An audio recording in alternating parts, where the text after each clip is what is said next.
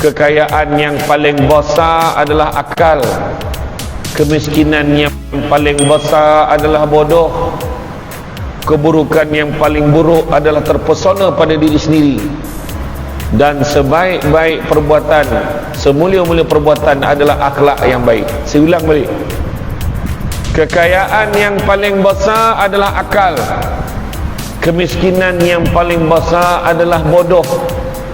Keburukan yang paling buruk adalah terpesona pada diri sendiri. Dan semulia-mulia perbuatan adalah akhlak yang baik. Orang perempuan laju betul macam linap salin ni. Jadi betul lah tu kan. Orang lelaki dia lain. Sebab zaman Nabi makin ada seorang sahabat namanya Abu Hurairah. Abu Hurairah ni kalau dia dengar Nabi cerita apa-apa pun sampaikan, dia tahu, hafal. Jadi tu orang lelaki ni yang tak menyalin ni semua saudara dengan Abu Hurairah. Macam tu lah ya. Macam tu poin ni. Tak ada orang lelaki dia boleh tengok balik kat video, dia tengok kat YouTube, Ustaz. Yalah, dia cover lah balik kan. Yang kelima, orang yang bodoh menguruskan hal-hal umum. Orang yang tak ada ilmu, dia tu yang menguruskan perkara-perkara yang mustahak melibatkan kepentingan awam. Bagi orang yang ada mata hati yang jernih, sudah pasti dapat melihat betapa ramainya orang-orang yang bodoh yang bukan ahli. Dia bukan bodoh tu tak ada ilmu langsung, ada tapi tak ada kena-mengena. Contoh kan, dia tu tak pandai mengira tapi jadi benahari, kan tak kono kan. CP pun tak lancar, macam mana 5 campur 3 berapa, 10 tu. Orang tu pilih jadi benahari, yang penting dia boleh sign. Jangan macam tu kan. Saya tak cerita pasal Menteri Kewangan, saya tak cerita pasal Menteri Ekonomi, saya tak cerita, saya cerita pasal benahari baru ni. Makna kata mesti bagi orang yang ahlinya. Macam mana pula kan Samsul Debat, contohlah Samsul Debat, data belakang ni bidang undang-undang kan, legal kan, LLB, lepas tu diploma public admin, sekali yang kek sumpah senator, contoh. Jadi menteri apa? Jadi menteri kesihatan. Melingkup lah tuan-tuan. Jangan semua ubek design kan. Jangan kan, doktor tercakap ni yalah habis kan. Mestilah cari orang yang ada keahlian dia dalam bidang tu kan. Ni contoh ni, saya bukan minta ya, ni contoh ni. Samsul Debat sibuk nak jadi senator pula, contoh kan tak ada. Ni saya bagi contoh ya. Tak nak saya dah tuan-tuan, baik saya ceramah ya. Jadi kerana itulah kita lihat betapa banyak kegagalan hari ini berlaku. Masalah-masalah tidak dapat ditangani dengan baik, semuanya berpunca daripada kebodohan orang yang dilantik untuk mengurus perkara yang diamanahkan kepadanya. Maka semua fitnah akhir zaman ini berpunca daripada semakin jauhnya manusia daripada agama. Itu pokok pangkal dia. Kalau kita lihat, banyak bahasa Melayu ini meminjam kalimah-kalimah daripada bahasa Arab. Kadang-kadang perkataan dalam bahasa Melayu juga tidak menggambarkan makna yang menyeluruh jika dibandingkan dengan bahasa Arab, sekalipun kalimahnya kedengaran sama. Ini termasuklah dalam soal fitnah yang kita ceritakan ini. Bagi orang Melayu, fitnah itu membawa maksud sebatas dengan tuduhan-tuduhan palsu. Adapun dalam bahasa Arab, fitnah itu membawa maksud yang lebih luas, apatah lagi kalau difahami melalui konteks Al-Quran dan hadis, iaitu kita akan fahami bahawa fitnah adalah merupakan segala bentuk ujian yang menguji jati diri agama umat Islam. Jadi kalau tengok makna fitnah ini dari segi bahasanya, asasnya bermaksud dugaan dan ujian. Kalimah fitnah juga terpakai apabila terjebak dalam situasi yang tidak disukai oleh Allah, yakni kufur, azab, pembunuhan, tersekat dari terus melangsungkan hidup di jalan yang benar, dan tersesat dari petunjuk. Kalau kita lihat, Imam Ibn Jarir Al-Tabari menyatakan bahawa fitnah itu adalah kekeliruan yang berlaku hingga kebenaran dan kebatilan itu menjadi kabur untuk dikenal pasti. Begitu juga bermaksud terjebak dalam maksiat dan hipokrasi. Rumah lain macam macam baca buku teks pula. Tapi macam itulah, nak bagi faham makna jangan fitnah tu. Kita ingat sekadar menyebarkan cerita tak elok je. Tu yang saya gambarkan tadi 1 sampai ke 5 tadi. Kalau kita lihat puncanya zaman jadi zaman fitnah ini, pertama, majoriti manusia kehilangan pedoman. Al-Quran dan Sunnah tidak dijadikan sumber rujukan hidup dalam erti kata yang sebenar. Al-Quran tu hanya masuk dalam pertandingan. Al-Quran itu dibaca pada bulan Ramadan, buat grup tadarus, tidak lebih daripada itu. Kalau tanya kau dah khatam belum? Dah. Bila kau khatam? Darjah 2 dulu. Ya. Aku lagi lah tadika dah khatam. Berlumba dia khatam paling awal sekali. Kau dah tadika dah khatam? Hati aku torang, dia kata. Orang pun tanya, lepas tadika kau khatam tu, berapa kali lagi kau khatam lepas tu? Itulah sekali, dia tu. Nampak tak? Ramai orang macam tu. Kau pula bila last kau khatam? Dia tanya perempuan tu, masa sebelum cara batal wuduk, sebelum menikah tu, dia baca kan, pengantin perempuan tu majlis khatam Quran. Dia pun baca, itulah last. Mana Quran tu sekarang? Atas lemari dalam bilik pengantin tu. Sampailah ketua. Tak beusik-usik, contoh. Ada macam tu. Kan? Kekeliruan juga berlaku dengan cukup rancak, menyebabkan pegangan manusia menjadi songsang, kebenaran dianggap batil dan perkara batil dianggap benar. Ada pasangan rumah tangga ni, dalam rumah tangga ni, emak ayah tu cakap, sebelum ayah menutup mata ayah ni, sebelum ayah mati, tolonglah kau bercerai dengan laki kau. Ada hari ni dia tak fikir kesan tu. Dia menggalakkan anak perempuan dia bercerai dengan suami dia, walaupun suami tu mungkin silap tu tak adalah silap besar pun, demi nak memenuhi hawa nafsu dia tu, marah dekat menantu tu. Kau tolonglah cerai dengan laki kau tu. Bayang tu, ada orang macam tu. Janganlah macam itu, kan? Meruntuhkan masjid pula, kan? Jangan macam tu. Hari ni polik-polik tuan-tuan, polik, kan? Yang batil tu rasa betul. Ada seorang perempuan pegawai akhlak hospital melaporkan dia melahirkan anak luar nikahnya yang ke-7. 6 dah ada kat rumah, lahirlah yang ke-7. Dia cakap, macam mana boleh jadi yang ke-7 ni? Yang ni betul-betul dia janji nak tanggungjawab, dia kata. Dah. Saya kata, bayangkan, tak ada apa-apa, muka macam tu tak bersalah tu. Ni dah ada 6 anak tak sah taraf kat rumah ni, tak berbapak ni. Bayangkan. Dulu tuan-tuan dan puan-puan sekalian, zaman jahiliah marin, dia bunuh anak perempuan. Dan sekarang tak kira perempuan lelaki tu, lahir bunuh macam tu. Kan? Macam itulah cerita tuan-tuan. Ya. Jalan untuk melangsungkan ajana-ajana yang baik akan semakin disempitkan, disalahertikan, malah disekat. Nak buat benda baik marah ni. Kita nak buat majlis ceramah ni, tak payah ceramah dia tu, nampak ayat tu. Kita nak buat majlis khatam Quran ni, jadi sebelum buat majlis khatam Quran tu, kita buatlah ceramah sikit. Tak payah ceramah, bagi je duit dekat orang yang khatam tu. La ilaha illallah. Kita mencadangkan yang khatam Quran tu, kita tak nak lagi dah bagi kain batik dengan kain pelikat. Kita nak bagi apa? Kita cadang bagi hadiah yang ada makna lah, ada kenangan lah. Ya ke? Apa nak bagi tu? Jam Rolex dia tu.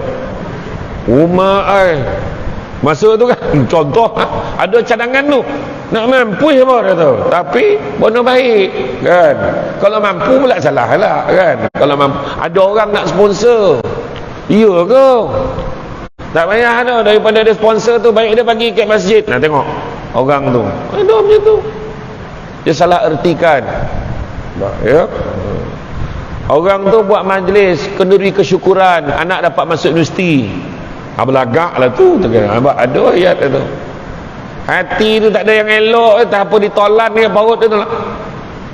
Hari-hari makan penyongek agak lah. Ada je benda tak penting orang. Tu penyongek, penyengat. Kau tak faham lah. Payah betul orang Sungai Buloh ni kan. Untuk makluman semua, mak saya orang Sungai Buloh. Tapi kampung Sungai Buloh Jelebu. Bukan sini dah. Kan? Kampung Sungai Buloh. Tapi mak saya lahir dekat Selangor. Dekat kampung Sungai Balak, Kajang. Jadi mak saya, belah mak saya Jawa, belah ayah saya Minang. Tu yang muka saya macam Pan Asia tu. Kan, muka kacukan. Jawa campur Minang, jadi janang, bantai lah kan. Janji ada.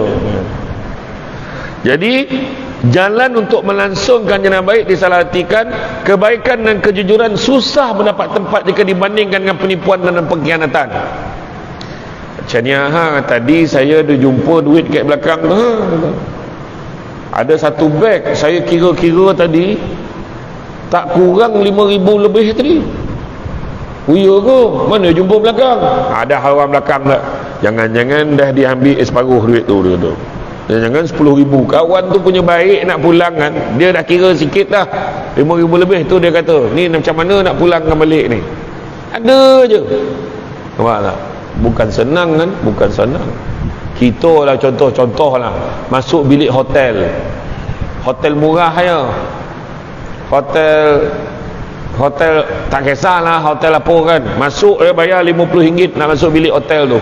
Ada beg atas katil tu. Kita pun buka lah zip. Dalam beg tu tak kurang 10,000. Saya nak tanya, adakah kita akan pergi kat resepsionis, ada beg dekat atas meja, dekat atas katil ni ke, ataupun kita mula transfer dalam beg kita? Orang perempuan tolong jawab. Rasa-rasa lah agak bilik ni bonus kot. Siapa dapat masuk bilik ni dapat cabutan bertuah kan. Mungkin macam tu lah. Bukan senang nak pula kebetulan kita memang tengah nak cari duit, kita memerlukan duit, ujian Allah tu datang. Nampak kan? Bukan senang. Tapi orang gemar menyalahertikan. Kezaliman, penindasan, krisis dan peperangan demi peperangan meletus. Kita tengok je dekat Ukraine, kita tengok dekat Iraq pun tak berhenti lagi kan. Kita tengok macam mana di Israel, Palestin tu macam mana kan, rejim Zionis buat apa, tengok tak berhenti tuan-tuan kan. Kejahilan hati dan ilmu dianggap biasalah tu kan. Orang yang tak ada ilmu pegang itu dah biasa, lantik lagi macam tu. Menyebabkan kejahilan cara fikir, mengambil alih kaedah penilaian manusia. Kemudian pertimbangan untung rugi dunia lebih diutamakan dan diangkat sebagai penentu berbanding penilaian akhirat. Untung rugi dunia tu kira dulu. Akhirat kemudian ambil lagi. Contoh lah, contoh. Kita jadi kontraktor, kita jadi engineer, jurutera, bina sebuah bangunan. Bina sebuah bangunan, harga bangunan tu kalau ikutkan contoh ni, dia bagi gambaran kasar lah. Harga bangunan tu lebih kurang dalam 30 juta lah. 30 juta bangunan 20 tingkat contoh. Dengan kecanggihan ni pun semua, 10 tiang asas pada bangunan tu. Ini memang salah sekira ni, sebab bukan orang engineering ni. Contoh lah, tapi ada 10 tiang asas kena pasang supaya bangunan ni boleh bertahan lama. Tapi sebab nak untung punya pasal, daripada 10 tiang asas bangunan 20 tingkat ni, saya buang 2 batang. Tapi bila buang 2 batang tiang asas tu, saya adjust sikit, bangunan tu tetap akan tegak. Tapi ketahanan bangunan tu yang sepatutnya boleh tahan kira-kira 250 tahun, mungkin akan tinggal 220 tahun dia tinggal. Ya, mungkin tinggal 200 tahun je, sepatutnya boleh 250 tahun, mungkin tinggal 180 tahun aja, mungkin jam tu. Jadi disebabkan itu, dia tarik 2 tiang asas tu, dia dah untung 5 juta sendiri simpan. Contoh nak bagi faham, bangunan siap cantik, Tapi ada orang cakap dengan dia, weh, kau bayangkan bangunan ni patutnya boleh tahan sampai 250 tahun. Kalau kau buang tiang asas 2 ni, dia tinggal 180 tahun. Tahu apa dia cakap? Tak apa, masa tu kita pun dah tak ada kat sini, kita dah mati, dia kata. Jadi orang bukan tahu pun, janji potong reben, merasmikan bangunan, janji selesai. Ni contoh lah, saya bagi orang faham keadaan dia tu. Sebab dia nak kerja untung rugi dunia. Dia tak tahu bila bangunan tu runtuh, jadi masalah tak amanah, dalam kubur tak settle. Faham?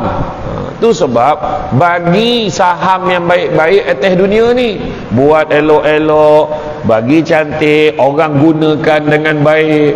Orang duduk tengok reka bentuk tu diikut oleh semua, barulah saham baik itu berkembang. Contoh aja anak kita kan, hari-hari lepas maghrib mengaji Quran, pagi-pagi subuh solat jemaah, kita pun dah masuk dalam kubur. Anak kita lepas maghribnya dia cakap dengan bini dia, jom kita ngaji. Kenapa pula? Arwah ni tak pernah tinggal mengaji lepas maghrib.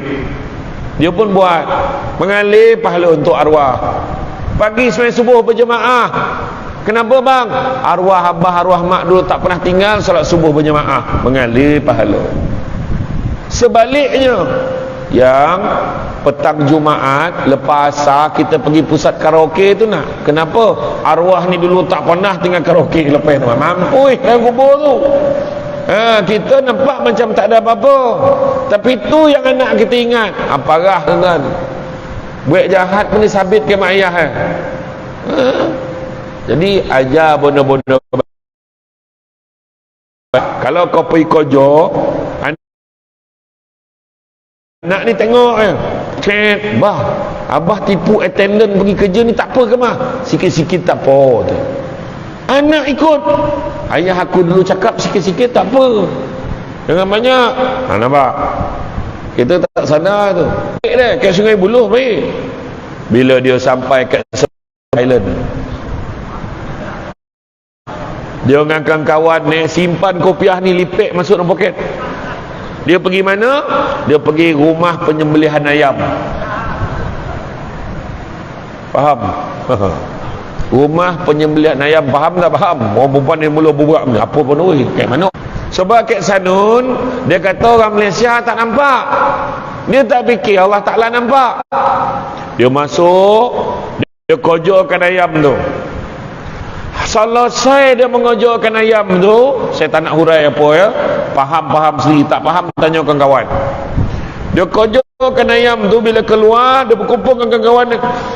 Hui, lapar pula perut ni. Kek mana nak cari restoran halal nampak tu.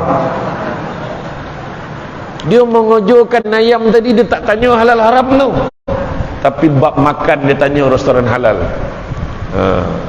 Jadi tang tu adalah iman ni sikit kan, takut termakan babi tu kan.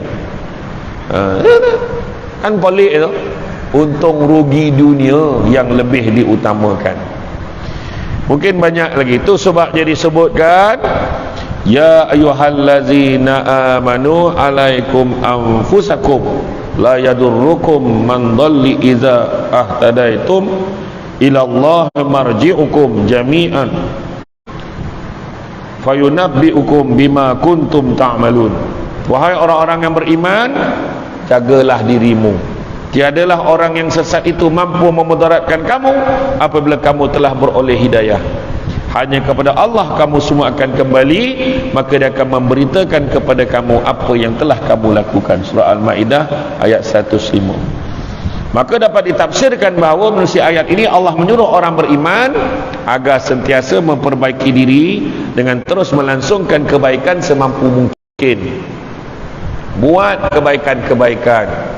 Dengar kuliah, datang. Pagi, petang, malam, datang. Jangan kira penceramah tu popular ke tidak, datang. Penceramah tu nampak pakai kopiah murah, pakai baju kusam kala kelabu pun datang. Dia tak kira tu. Ya? Jangan pilih-pilih. Datang ramai-ramai. Macam ni kan. Ramai ni. Saya ingat 5,000 tak kurang ni. Ramai betul. Cuma yang tak datang lagi ramai lah. Macam tu kan. Jadi datang. Kadang-kadang ada yang imam-imam apa, ustaz-ustaz yang baca kitab-kitab lama tu, ada pun disebut kisahnya, maka terjadilah ia. Maka jatuhlah hukumnya itu akan jahat, akan dia, maka jatuhlah selepas itu dalam keadaan teratur. Apa bondo itu? Dia yang boleh baca kitab tu. Anak tu kan. Masalahnya saya kalau pergi kuliah macam tu, ustaz, lolap. Tak apa. Lolap ni pun satu kelebihan. Sebab memang itu kelebihan orang mendengar ceramah. Boleh tidur. Tidurlah. Kadang-kadang kek rumah ada aircon, ada bantal sodap, tak dapat tidur. Kek masjid dengar kuliah, togak-togak boleh tidur. Nampak tu. Dapat pula duduk kek kursi, bawah kipas besar pula tu. Boleh lolap lah, tak ada siapa marah tu. Samsul Debat adalah antara penceramah dalam Malaysia yang tak kocik hati kalau sesiapa nak tidur, tidurlah. Ya. Cuma satu saya minta tolong jangan berdengkur. Takut ganggu orang sebelah, sebab orang sebelah dia pun nak tidur juga. Tidurlah sama-sama. Bukan nak dengar ceramah mana dah. Sedap pula tidur tu.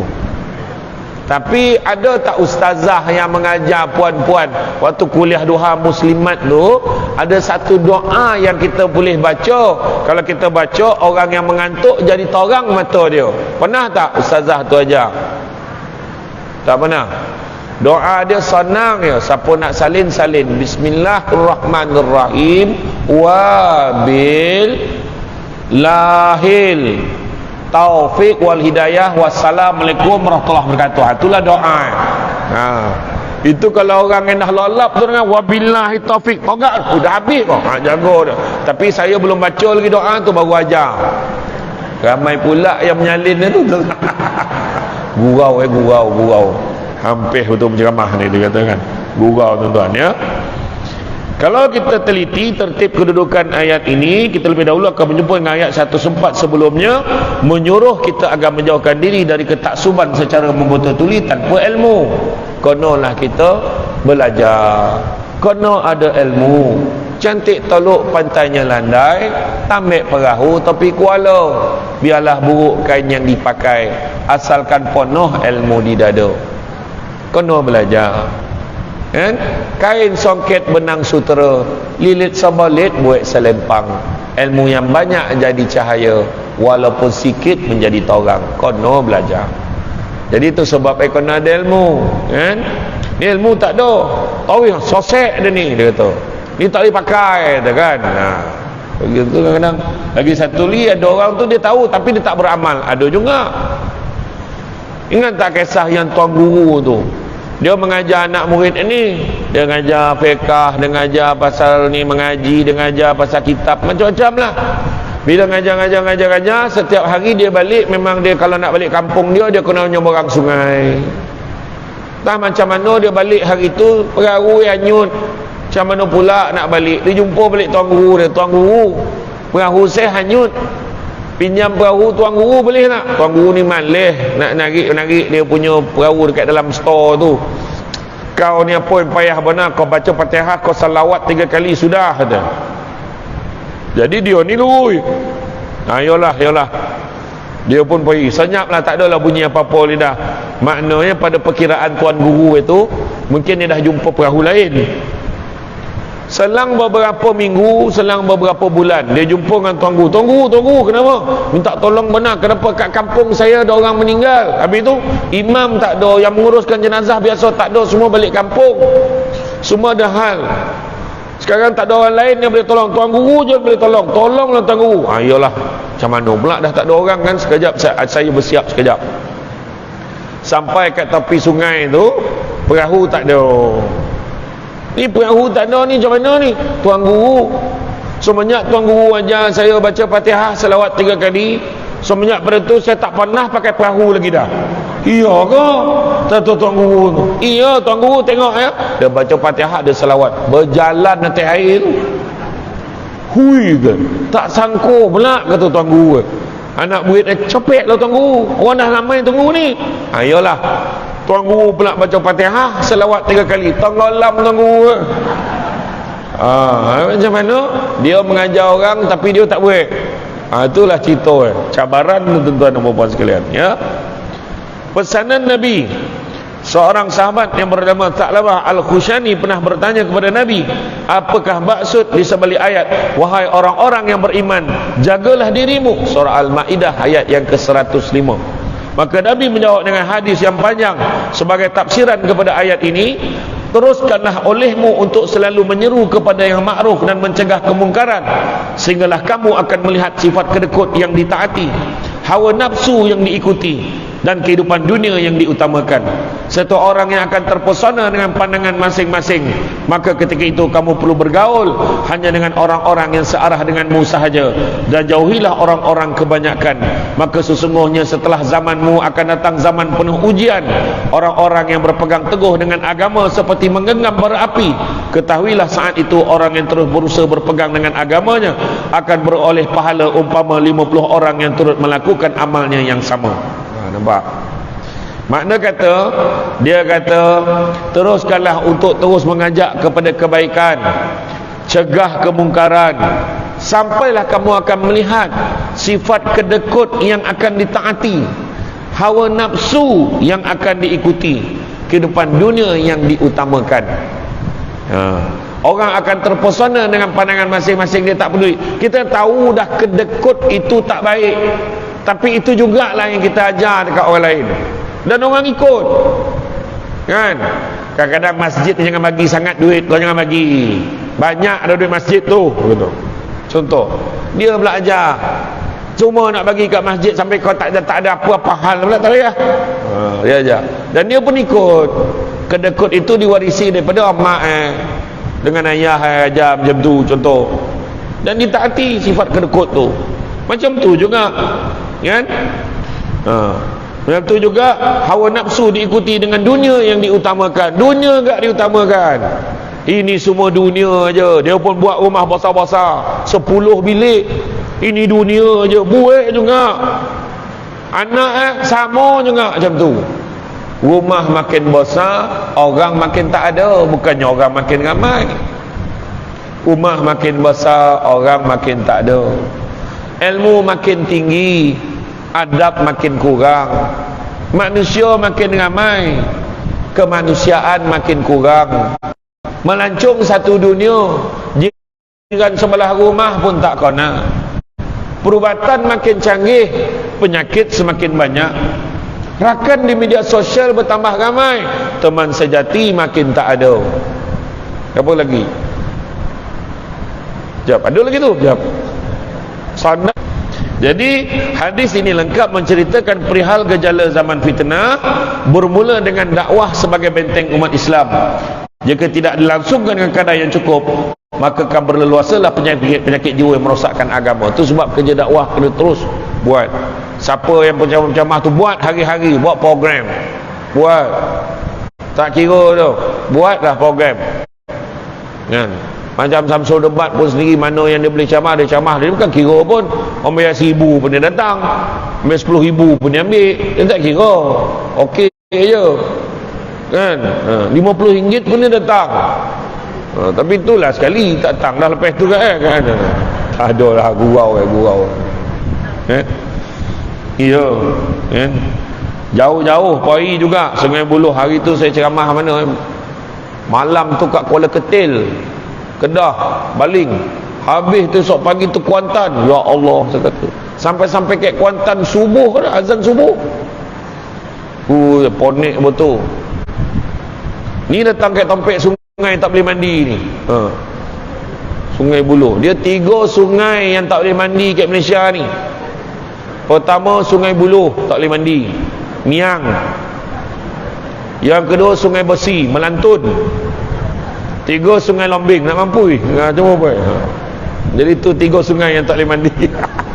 Tu arwah abah saya tanya, saya tu 3 sungai yang tak boleh mandi. Apa dia tu? Sungai Buloh, Sungai Lombing, Sungai Besi dia tu. Sungai Besi nampak lama, Melantun balik Besi kan. bukan air dalam tu, dia kata. Abah saya dululah. Aduh, yo kan. Kemudian dalam keadaan yang seberosak itu, Nabi menyuruh agar pandai memilih lingkungan yang baik, bercampur dengan orang-orang yang baik, datang kuliah ilmu orang yang baik. Saya teringat arwah Tuan Guru Datuk Haji Ismail Kamus. Datuk Ismail Kamus, kalau ingatlah masa tahun yang dia dah sakit tu, kemudian orang fitnah kata dia dah meninggal, tapi belum lagi. Saya pergi ke IJN, saya nak jumpa dia. Dia minta izin lah kat bawah tu, Samsul Debat nak jumpa boleh, dia bagi saya jumpalah dia. Masa tu bulan Ramadan, saya ingat lagi. Saya dalam perjalanan nak pergi kuliah saya di Batu Cave, saya singgah. Saya jumpa berbual dengan dia, macam mana Datuk sihat, macam tu, tanya macam ni lah, kata tu. Dia masa tu dia memang lemah lah, tapi dia berbual. Yang bagi tahu saya Ustaz Firdaus, anak dia bagi tahu boleh jumpa dia. Masa tu Ustaz Firdaus kat Mekah, dia pergilah jumpa. Lama juga saya berbual dengan dia, dekat 1 jam lah berbual dengan dia. Kemudian sebelum saya balik, saya tanya dia, ada tak apa-apa nasihat dia boleh bagi. Nasihat dia dekat saya 2 perkara. Wallahi saya cakap, dia saya takkan lupa lah dia pesan kat saya. Dia kata pertama, pesan pada kawan-kawan semua, pesan semua, dia kata. Pertama, diri sendiri dan semua sabar banyak-banyak. Dia kata, apa pun lah orang cakap ke orang ni, kena sabar banyak-banyak, jangan melonting. Itu dia pesan. Itu pertama. Kedua, pesan pada kawan-kawan juga, dia kata, sesemua, pada diri sendiri, pada semua, jangan menjoget-joget bila berceramah. Maksudnya jangan kau marah-marah orang yang dekat depan kau tu ceramah tu, sebab yang datang dengan ceramah ni orang baik-baik, dia kata. Yang kau marah tu orang tak datang masjid. Jadi jangan kita marah orang yang kat depan kita. Saya tak tergamak lah pesan, sebab kawan saya ada yang kuat menjoget kan, tapi saya sampaikan cara umum je lah macam tu kan. Maksudnya menjoget, tapi kawan saya tu menjoget bukan marah, dia saja nak bagi orang terperanjat kan. Dia kata jangan kadang kita menjoget termarah orang ni, sedangkan yang mendengar ni orang yang baik-baik. InsyaAllah saya tengok apa nampak baik tu, bercahaya bumbung tu kan, nampak kan. Kan kau jap pergi sonjo gelap lah macam mana kan. Tentulah ya. Ketika itu kejahilan dilestarikan ya, dan dibanggakan, maka kekeliruan semakin melata. Kejahilan itu pula yang dibanggakan. Orang yang bodoh, orang yang tahu, orang tak reti ni, orang ni yang diangkat. Oh bagus dia ni terbaik, orang macam ni. Dicarilah kelebihan yang boleh untuk mengangkat orang tu, walaupun tahu torang-torang orang ni tak boleh pakai. Ingat tak kisah yang ada 3 pendeta, ada satu pendeta tu, dia berlawan dengan budak pengembala kambing tu. Dia ajak berdebat. Masa tu Samsul Debat tak ada lagi. Dia pun cakap, mari kita berdebat. Dia nak berdebat, dia lawan satu, sebanyak tompek dia lawan lah. Tak ada siapa boleh lawan dengan pendeta ni, dia paling handal lah. Sampailah kat satu tempat tu, dia kata, ada sesiapa berani lawan aku? Seorang budak ni angkat tangan. Dia ni penggembala kambing, belajar tak tinggi, sekolah pun tak habis, penggembala kambing, angkat tangan, aku nak lawan. Dia cakap macam mana dia nak lawan ni kan. Aku tak kira, orang semua nasihat, jangan weh, jangan, kau jangan cuba-cuba, dia ni hebat ni, kau ni belajar pun tak tinggi, kau jangan. Biarlah, dah orang lain tak nak lawan dia, biarlah aku lawan, dia kata. Dia pun lawan. Masa nak lawan tu, besok pagi dah ditetapkan jam 8 pagi akan lawan. Maka malam tu berkumpullah masing-masing dengan penyokong masing-masing. Setelah selesai penamaan calon, macam tu kan, sebelum dia nak lawan lah, malam tu berburak lah yang geng-geng ni, pengembala kambing ni, semua orang kampung, tok ketua semua datang. Kau jangan weh, kau baik kau jual gila weh. Lantak lah, kalah dah tentu, menang belum tentu kan. Janji aku cuba, dah kau orang tak nak lawan, kau duduk dan diam, dia kata. Lepas tu yang geng-geng paderi, pendeta ni pula, pendeta ni buat cakap apa? Aku dalam sepanjang pengalaman aku tak pernah lagi aku lawan yang level-level macam ni. Yang aku lawan ni setakat ni profesor, doktor kan? Ini tak pernah lawan budak yang menggembala kambing ni, sekolah tak habis ni. Ini kan aku takut-takut besok dia tak faham bahasa aku pun tak faham bahasa dia. Macam mana nak buat ni? Dia pun fikir, tak dapat tidur pendeta tu. Esok pagi tu dia pun lawan. Tapi sebelum lawan, kata pendeta tu, nanti dulu. Kenapa pula? Aku takut kau tak faham bahasa aku tak faham bahasa kau. Habis tu aku cadang kita lawan guna bahasa isyarat. Dia pun cakap, elok sangatlah kalau pakai bahasa isyarat, tak payah aku cakap, dia kata. Kata budak tu dia sambut aja, lagi-lagi risau kawan tu. Jadi pendeta ni pun memulakanlah langkah, dia pun tunjuk. Kata. Budak yang gembala kambing tu pun jawab,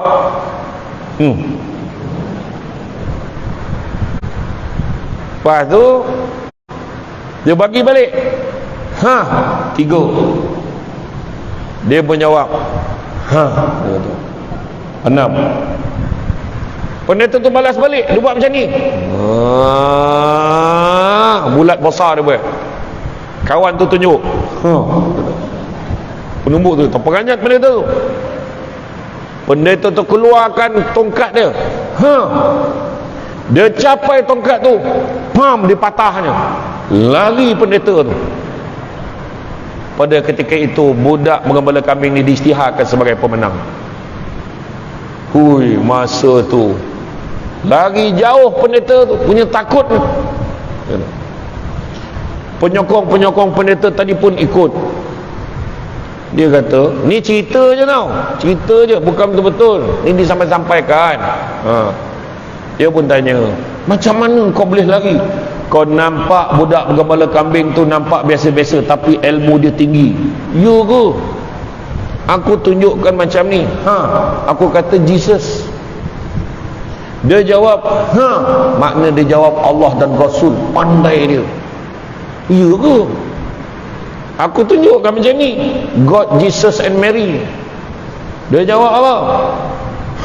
Dia kata apa? Rukun iman 6. Kepada Allah, kepada Rasul, kepada malaikat, kepada kitab. Hui, iya ke? Lepas tu aku kata, aku akan sebarkan dakwah aku pada seluruh dunia ni. Dia kata, ni dia akan pertahankan agama dia. Iya ke? Aku keluarkan tongkat, aku akan rosak-rosak, gegar-gegarkan kesatuan Islam. Dia kata, dia akan patahkan usaha tu. Itu yang aku lari tu. Ui, hebat budak tu rupanya.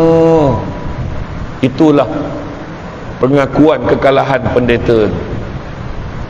Di kampung budak penggembala kambing yang sedang berkenduri kendara meraihkan kejayaan dia, Tok Ketua pun tanya, macam mana kau boleh menang dengan pendeta yang hebat tu? Itulah aku ingat susah sangat, rupanya senang aja. Macam mana? Cuba kau huraikan balik. Bila dia tunjuk macam ni, aku faham dia nak seko kambing aku. Aku kata jangankan seko, 2 ekor aku boleh bagi.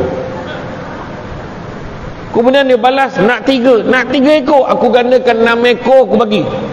Tapi bila dia buat macam ni, dia nak 1 kandang, apa hal pula? Tu kata, Mia nampak, sekandang pula kau nak ambil, aku dah bagi 6, cukup lah. Lepas itu dia keluar pula tongkat tu, kata tadi nak bahasa syarat, kau nak pukul-pukul ni, tu aku patahkan tongkat tu. Lari dia. Tu menang dia. Jadi tuan-tuan dan puan-puan sekalian, kadang-kadang tu menang, namun tu menang nasib nama tu. Ya. Jadi biarlah kita ada ilmu. Ni cerita sesaja je tau. Sesaja je cerita tu. Kemudian lantas Nabi menggambarkan bahawa untuk istiqamah dengan agama itu sangat sukar, ibarat menggenggam bara api. Kuncinya adalah sabar. Ya, sabar. Akhir sekali baginda juga mengkhabarkan janji yang baik. Apa janji yang baik Nabi bagi? Nabi bagi tahu, siapa yang tetap dengan agama ketika zaman tersebut, zaman kita sekarang ni, tetap dengan agama, maka amalannya akan digandakan seumpama 50 orang. Terdapat riwayat yang lain Nabi mengkhabarkan gandaan itu bersamaan dengan pahala 50 orang para sahabat. Ya? Jadi kita kena berhati-hati, kan? Kena berhati-hati dengan zaman ini. Sebab Begitu juga ramai hari ini terdedah dengan penyakit yang gilakan dunia, hingga manusia sudah tidak menghiraukan soal pertimbangan halal haram. Nabi juga menegaskan bahawa ketika pendirian manusia itu telah disongsangkan, maka akan merata-latalah, akan tersebarlah, akan berkeliaranlah masalah-masalah kejahilan ini. Bahkan baginda turut mengaitkan kemunculan Dajjal dengan fenomena terhakisnya kesedaran beragama akibat menuruti hawa nafsu dan hilangnya kesedaran terhadap ilmu. Kan? Itu sebabnya kalau kita tengok macam mana dalam satu hadis Nabi sebut kan, Nabi kata akan tiba masanya nanti umat Islam akan dikerumuni oleh bangsa-bangsa seluruh dunia seolah-olah ingin menjamah hidangan. Maka sahabat tanya, kenapa demikian? Adakah umat Islam tidak ramai bilangannya pada ketika itu? Bahkan umat Islam cukup ramai sekali bilangannya, tapi tak ubah umpama buih-buih di lautan, rapuh, mudah pecah, tak kuat, lemah. Lantas dicabutkan perasaan takut di kalangan musuh-musuh Islam. Kenapa keadaannya sedemikian? Kerana umat Islam pada ketika itu dilanda penyakit wahan. Penyakit wahan ni apa? Penyakit wahan ini cinta dunia dan takut mati. Terlampau cintakan dunia dan takut mati. Bila duit dah banyak, takut mati, takut tak sempat belanja duit tu. Sayang rumah besar, takut tak sempat menikmati rumah ni, sebab nanti dah mati rugi je buat rumah, dia kata. Dia tahu rugi, buat juga. Nampak tak? Jadi apakah puncanya? Puncanya yang pertama adalah kerana hawa nafsu, dan yang keduanya kerana tidak yakin. Hawa nafsu dan yang keduanya tidak yakin. Bila hawa nafsu, macam mana caranya? Kena berjuang nak lawan hawa nafsu. Orang cuba tawarkan begini, kita ingat nafsu kita, kita kena kawal, kita kena ingat keberuntungan akhirat jugalah yang kita nak kejar. Kena kuat. Ai bang, takkan pergi masjid, dah janjikan malam ni nak makan sama-sama. Yalah, tak jadi pergi masjid, habislah. Sebab nafsu kepada isterinya itu tadi. Abah kata nak pergi pasar malam, yalah, tak ya pula, besok je lah abah pergi masjid, pergi pasar malam. Tapi kalau dia berjuang, dia kuat dalam agama dia, abang nyanyi nak makan sama malam ni, pergi masjid pula. Abang pergi masjid sekejap, ya, balik kan kita makanlah sesama. Okay, I love you, macam tu. Anak lah cakap, abah kata malam ni lagi pasar malam, kau jangan risau, abah pergi masjid sekejap, ya pasar malam tu takkan tutup selagi abah kau tak sampai. Kau tunggu lah, contoh. Kuatkan sikit lagi tu. Yang kedua, tidak yakin. Sebab apa? Sebab kenapa tak yakin? Sebab dia tak faham. Dia tak faham ilmu. Dia jarang-jarang pergi mengikuti kuliah ilmu. Maka macam mana nak datang keyakinan? Macam mana nak datang kepercayaannya? Dia tak tahu. Kata dengar-dengarnya, kalau kita datang majlis ilmu ni, Allah akan tunjukkan, akan sediakan jalan-jalan ke syurga tau. Orang yang tak yakin tak datang. Nampak tak? Tu dia. Semayang jemaah 27 kali ganda daripada semayang seorang. Banyak ke tak banyak? Tapi kenapa tak ramai? Sebab tak yakin. Sebab tak sampai, tak terbit dekat hati di perasaan yakin dapat 27 kali ganda tu macam mana. Contoh. Jika kita benar-benar faham makna zaman fitnah ini, maka kita pasti akan merasa berat terhadap tanggungan agama. Maka adalah silap jika kita katakan sekarang sebagai zaman fitnah, tapi tetap menjadikan keuntungan dunia sebagai ukuran dan tetap mendahulukan kemenangan di dunia berbanding prinsip kebenaran yang akan menentukan nasib di akhirat. Kalau kita tengok dalam surah Asy-Syura ayat yang ke-20, Allah bagi tahu. Surah Asy-Syura ayat yang ke-20, Allah bagi tahu, barang siapa yang mengejar keberuntungan akhirat, nescaya kami akan tambahkan keberuntungannya itu. Namun barang siapa yang mengejar keberuntungan dunia, nescaya kami akan berikan sebahagian saja daripada keuntungan dunia itu, dan takkan ada satu bahagian pun untuknya di akhirat kelak. Maknanya kejar akhirat, Allah tambahkan, maknanya dunia pun dapat. Tapi kalau kita kejar dunia, dapat sebahagian saja, akhirat tak dapat apa-apa. Mana kita nak? Kejarlah akhirat. Ya. Datang kadang-kadang, datangnya potang-potang kan, datang dengan ceramah potang akhirat, tapi tiba-tiba ada makan dunia. Manalah tahu ada makanan kat belakang kan? Paling tidak tadi masuk simpang tadi nampak ayam geprek sambal setan. Sambal setan gila betul. Mana dia dapat sambal setan tu? Contoh kan, saya nampak tadi kat luar tu, kau orang nak tengok kan, agak orang yang makan setan betul agak macam tu lah.